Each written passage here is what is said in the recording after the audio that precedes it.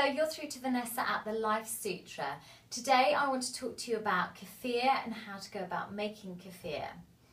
Kefir is definitely my favourite fermented food to consume. I consume it on a daily basis. It's a type of yogurt but different to normal commercial based yogurts in that it's a symbiotic relationship between bacteria and yeast.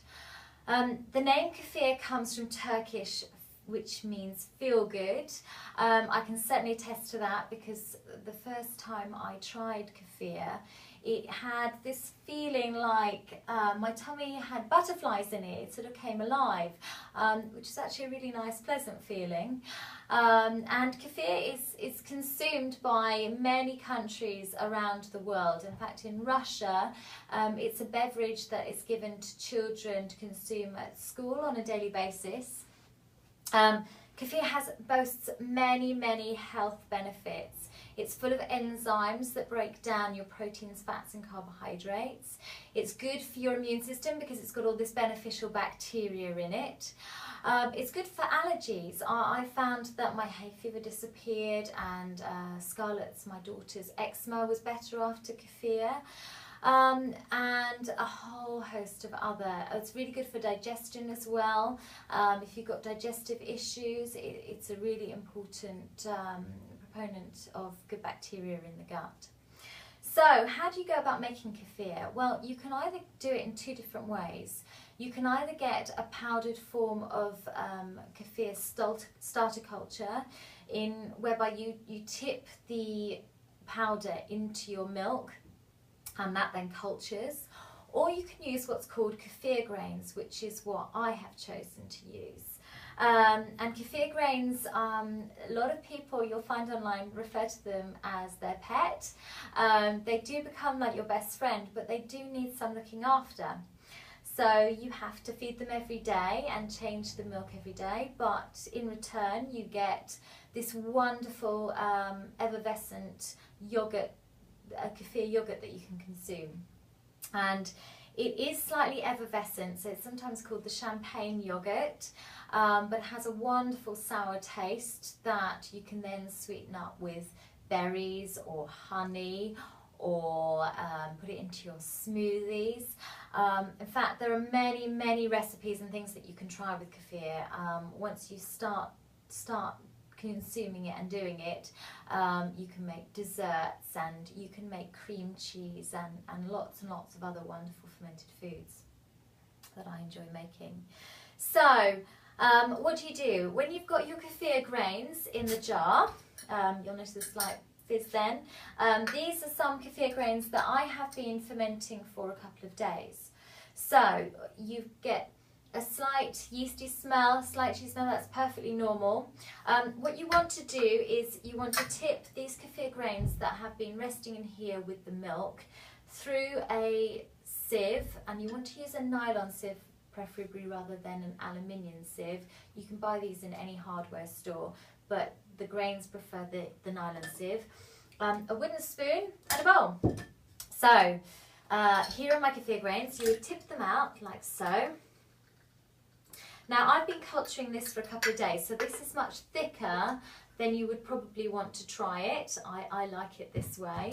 Kefir is also really good if you're dairy intolerant, because kefir grains naturally consume all the lactose in, well, the majority of the lactose within the yogurt, which is what causes many problems for many people who are dairy intolerant.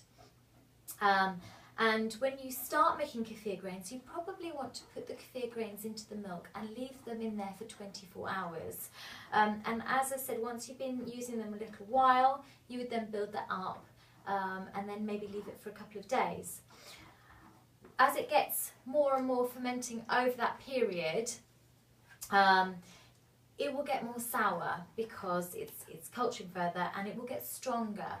So like the sauerkraut, just be aware that you will get a slight mild dive reaction the first time you use it. Well, you want to mitigate that by introducing it very slowly, so a couple of teaspoons to start. And then you can work up to consuming and drinking a cup a day. So once you've kind of pushed them around, you can't do them any damage. You give them a really good battering. then you're left with the kefir grains, like so. Now you probably can't see those. They're not actually grains, as I said, they're a symbiotic yeast. They're kind of squelchy, they will break apart. And you want to take those grains and then you just want to pop them back into the jar. You don't need to wash the jar every time you use it.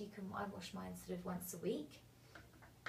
And then you want to decide what you want to put back into it. So I always use raw milk. I use raw milk because it's got natural probiotic bacteria already in the raw milk.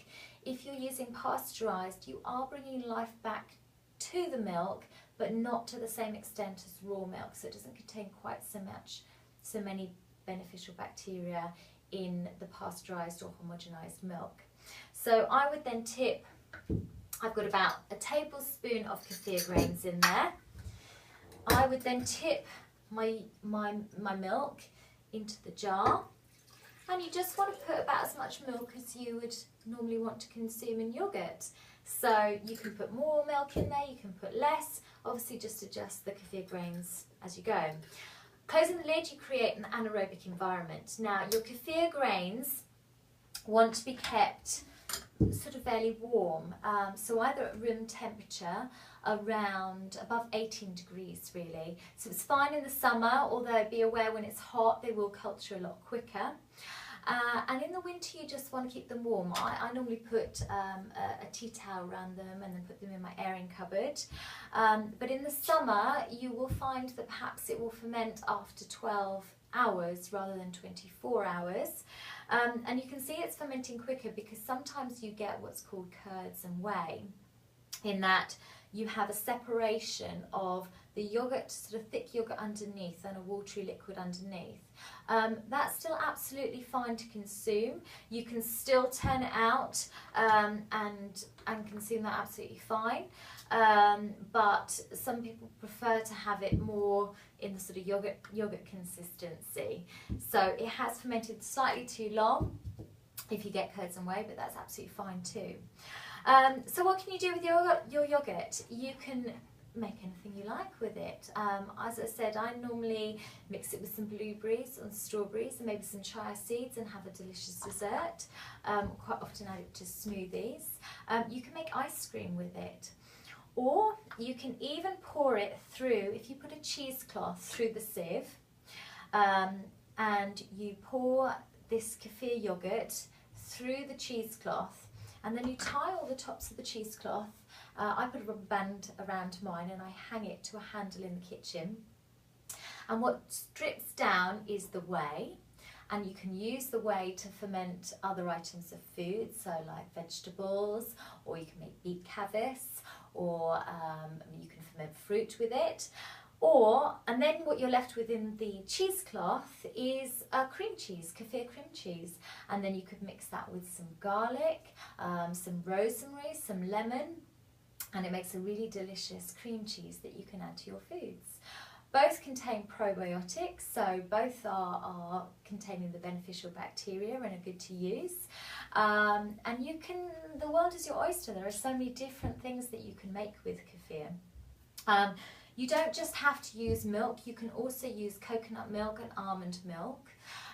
Although do be aware it won't make your kefir grains multiply, and I should mention that your kefir grains will multiply in milk, in regular milk, in dairy milk.